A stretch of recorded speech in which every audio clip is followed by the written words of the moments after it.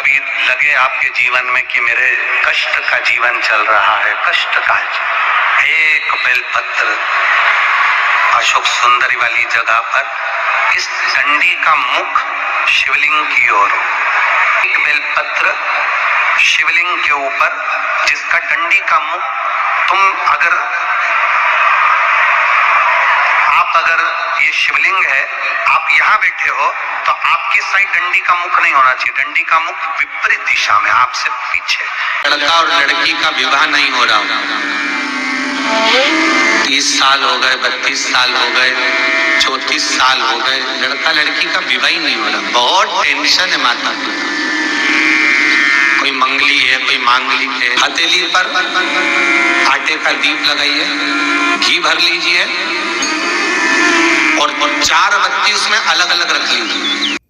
श्री शिवाय नमस्तभ्यम दोस्तों, हर हर महादेव। दोस्तों, पूज्य गुरुदेव ने इस एकादशी का, जो कि कार्तिक मास की एकादशी, देवउठनी एकादशी का बहुत ही सुंदर और अचूक उपाय बताया है।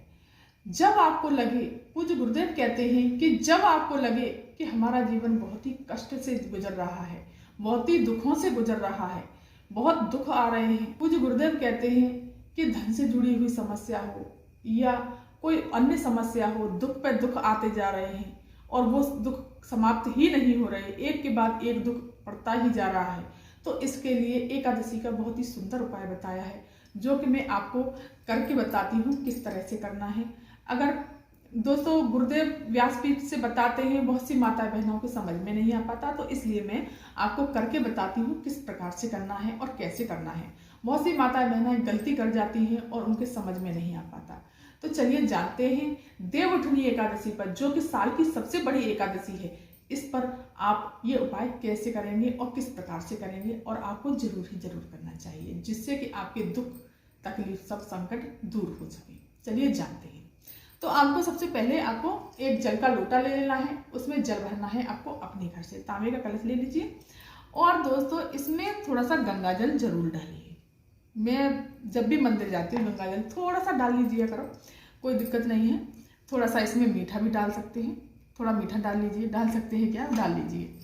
और 2 बेलपत्री चाहिए आपको, 2 बेलपत्री ले लीजिए इस तरह से।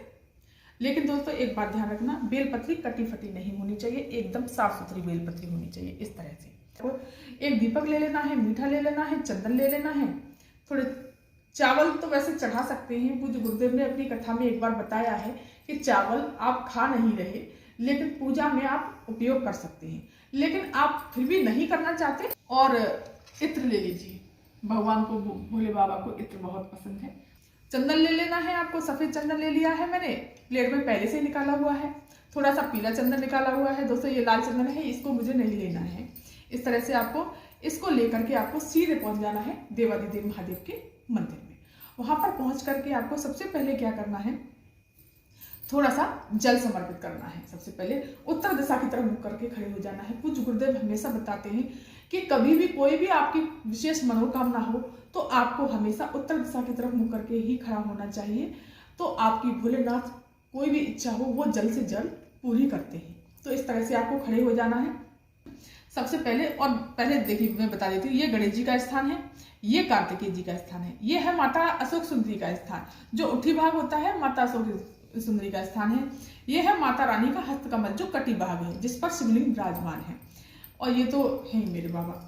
तो सबसे पहले आपको गणेश जी के स्थान पर जल समर्पित करना है, फिर कार्तिकेय जी के स्थान पर, फिर माता अशोक सुंदरी के स्थान पर, फिर माता रानी के हस्तकमल पर, फिर शिवलिंग पर श्री शिवाय नमस्तुभ्यम का जाप करते हुए इस तरह से आपको जल समर्पित, थोड़ा सा ही जल समर्पित करना है दोस्तों, क्योंकि इस जल की हमें आगे भी जरूरत पड़ेगी। थोड़ा सा ही समर्पित कीजिएगा, जरा सा।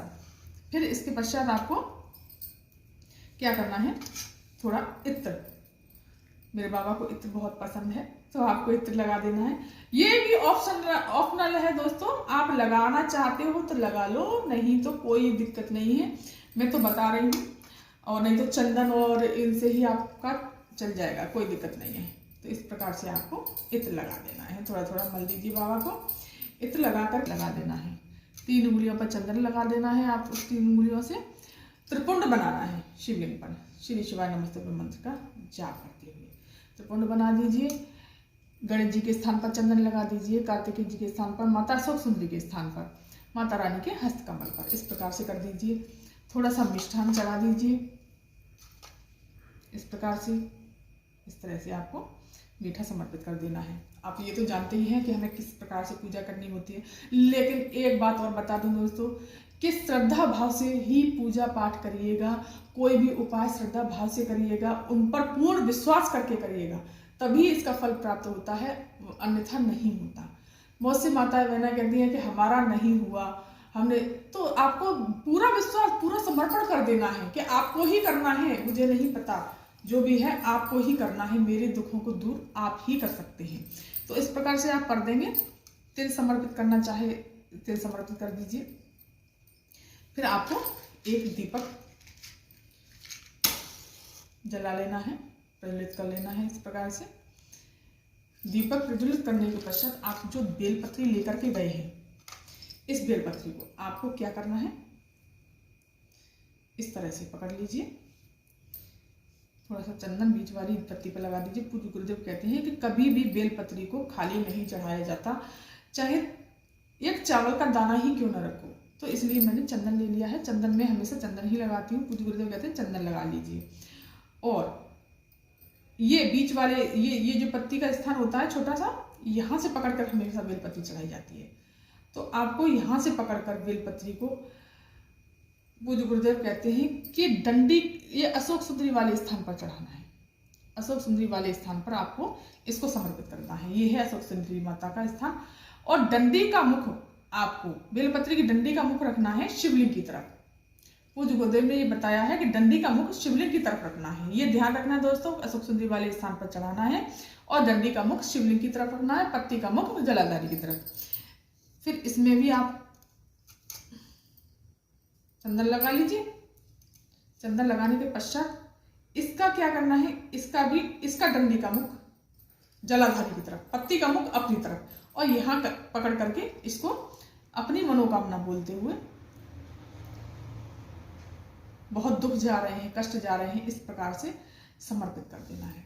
इस प्रकार से समर्पित करने के पश्चात आपको जो भी आपकी मनोकामना है, जो आपको कष्ट आ रहे हैं और बहुत टाइम हो गया आपके कष्ट दूर नहीं हो रहे हैं, फिर आपको यहाँ अशोक सुंदरी माता के स्थान से बेलपत्र समर्पित करते हुए आपको सीधे शिवलिंग पर जल समर्पित, धार टूटनी नहीं चाहिए दोस्तों। जब आपकी जल जो समर्पित कर रहे होंगे शिवलिंग पर अशोक सुंदरी माता के यहाँ से यहाँ तक, तो तब धार टूटनी नहीं चाहिए। वहां से सीधे समर्पित करते हुए शिवलिंग पर धीरे धीरे जल सारा का सारा समर्पित कर देना है और अपने कष्टों को पुनः बाबा से कह देना है, अपनी मनोकामना बोल देनी है, अपने दुखों को बाबा से कह करके और अपनी झोली फैला करके अपनी झोली फैला करके बाबा से कहिए, बाबा मैं बहुत दुखी हूँ, मेरे कष्टों को दूर करिए, मेरा बस आप ही सहारा है, आप ही सब कुछ कर सकते हैं। तो आपको इस प्रकार से अपने कष्टों को बोल देना है, बाबा से प्रणाम करके और झोली अपनी तरफ गिराते हुए। फिर आपको इसके पश्चात आरती कर देनी है। आरती करने के पश्चात आपको प्रणाम करके चरण छू के और सीधे आपको अपने घर चले आना है। तो अब अगला उपाय है जो कि पूज्य गुरुदेव ने कहा है कि अगर किसी भी कन्या का या किसी भी बेटे का, किसी लड़के का विवाह नहीं हो रहा और बहुत परेशान हो गए हैं, 30 साल के हो गए, 35 साल के हो गए या 40 साल के हो गए, विवाह हो ही नहीं रहा, बहुत परेशानी जा रही है विवाह होने में, या कोई मांगलिक है, मांगलिक की वजह से विवाह नहीं हो रहा है, या कोई और परेशानी है, और दिक्कतें हैं जिससे कि किसी आपके बेटा बेटी का विवाह नहीं हो पा रहा है, तो आप एकादशी वाले दिन, जो कि देवउठनी एकादशी वाले दिन, आपको एक उपाय जरूर करना चाहिए। निश्चित ही पूज्य गुरुदेव कहते हैं कि निश्चित ही 2-2.5 महीने में उसका विवाह पक्का हो जाएगा। आप जिस विधि विधान से आप तुलसी माता की और भगवान विष्णु की शाम के समय पर पूजन करते हैं और गन्ने का मंडप बनाते हैं, मंडप के नीचे आप उनका पूजन करते हैं, तुलसी माता का, भगवान विष्णु का। मैंने ये तुलसी माता का पौधा नहीं है मेरे पास, ऐसा ही है, तो मैंने आपको समझाने के लिए ये पौधा रख रखा है। आप मान लीजिए ये तुलसी जी हैं, ये भगवान नारायण हैं, तो आप इनका पूजन करते हैं। उसके पश्चात पूजन करने के पश्चात आपको जो बेटा है या बेटी है उसके हाथ में आपको एक तो आटे का दीपक पर तैयार करना है। आपको आटे का दीपक इस तरह से आप तैयार कर लेंगे और उसमें 4 बत्ती लगानी है, 4 बत्ती इस प्रकार से। लेकिन दोस्तों ये बाती ऐसे नहीं लगानी कि एक बाती यूं लंबी लगाई, इधर से जला दिया, इधर से जला दिया, इधर से जला दिया, इधर से, ना ना ना ना, अलग अलग। देखिए ये बाती अलग है, ये बाती भी बिल्कुल अलग है। इसी प्रकार से ये बातियां भी अलग अलग हैं। तो आपको चारों बातें अलग अलग तरह से बनानी है और इसमें डाल लेना है घी, जो मैंने पहले से डाला हुआ है। आपको चावल ले लेने हैं। चावल दोस्तों हल्दी से, इस प्रकार से हल्दी से, पूज्य गुरुदेव ने कहा है कि हल्दी से चावलों को पीला कर लेना है। चावल को पीला करके आपको इसी दीपक में आपको डाल देना है। चावलों को डाल करके आपको, जिन बेटा बेटियों का विवाह नहीं हो पा रहा, तो पहले तो इसको मैं प्रज्वलित कर लेती हूँ।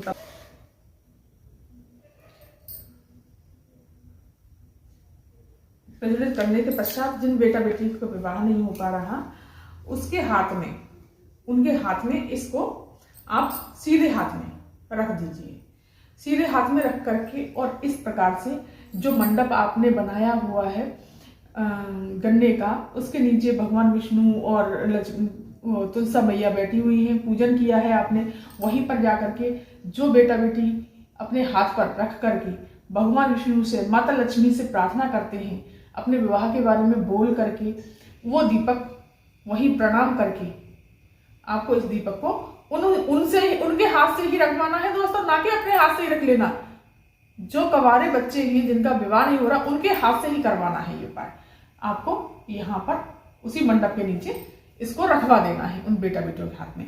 और हल्दी लेनी है, जो कि वहां पूजा की थाली आपकी पहले से ही रखी हुई होगी, जो कि आपने पूजा की होगी, वहीं से हल्दी उठानी है और उन बेटा बेटियों के हाथ में इस प्रकार से हल्दी को लगा देना है।